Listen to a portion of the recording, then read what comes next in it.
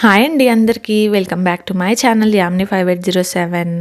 ఈరోజు రెసిపీ వచ్చేసి బాదం పాలు చేయబోతున్నాను. అందులోకి ముందుగా ఒక గిన్నెలో ఒక హాఫ్ కప్పు బాదం పప్పులు వేసుకుంటున్నానండి. సుమారుగా చెప్పాలంటే ఒక 30 పప్పుల దాకా ఉంటాయి. అందులోకి వేడి నీళ్ళు పోసుకొని నానబెట్టుకుంటున్నాను. వేడి నీళ్ళు అయితే ఒక అరగంట పాటు నానితే సరిపోతుందండి. అలా కాదు మేము విడిగా పెట్టుకోవాలి అంటే కనుక ఒక 6 నుంచి 8 గంటలు మూత పెట్టేసుకొని నానబెట్టుకోవాలి. చూసారు కదా, ఒక అరగంట తర్వాత పప్పుల్లో పొట్టు అనేది ఎంత సులభంగా వచ్చేస్తుందో. ఇలా మనము అన్ని పప్పుల్ని పొట్టు తీసేసుకొని పక్కకు పెట్టుకోవాలి. ఇప్పుడు ఈ పప్పులన్నిటినీ మిక్సీ పట్టుకోవాలి.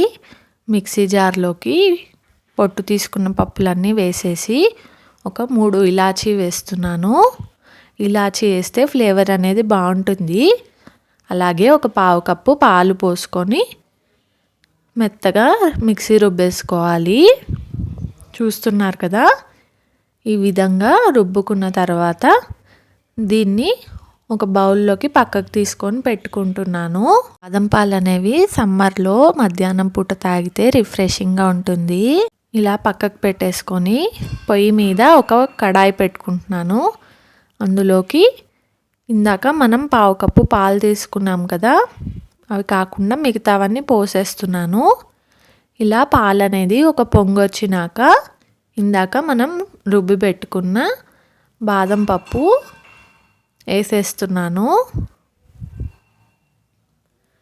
చూసారు కదా, ఇలా బాదం పప్పు రుబ్బింది వేసేసిన తర్వాత వెంటనే కలుపుకోవాలి. లేదంటే పిండి ముద్దలు కట్టేస్తుంది. ఈ విధంగా మొత్తం పాలల్లో కలిసిపోయిన తర్వాత ఒక పావు కప్పు పంచదార వేసుకుంటున్నాను. అందులోకే కొద్దిగా బాదం పప్పు ముక్కలు తరుక్కొని వేసుకుంటున్నానండి. ఇప్పుడు ఇందులోకి ఎల్లో ఫుడ్ కలర్ని అయితే వేసుకుంటున్నాను.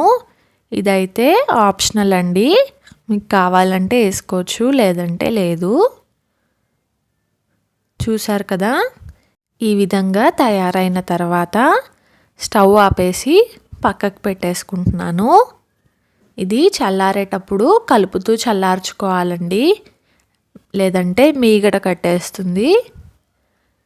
ఇలా ఫ్యాన్ కింద కలుపుతూ చల్లార్చుకుంటున్నాను.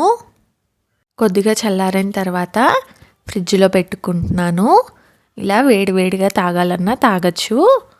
ఫ్రిడ్జ్లో పెట్టుకొని తీసుకుంటే ఇంకా టేస్టీగా ఉంటుంది.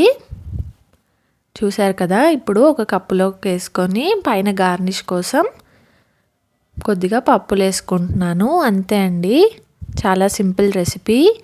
నా ఛానల్ని సబ్స్క్రైబ్ చేసుకోండి, అలాగే లైక్ చేయండి మరియు షేర్ చేయండి. Thank you for watching. Bye bye.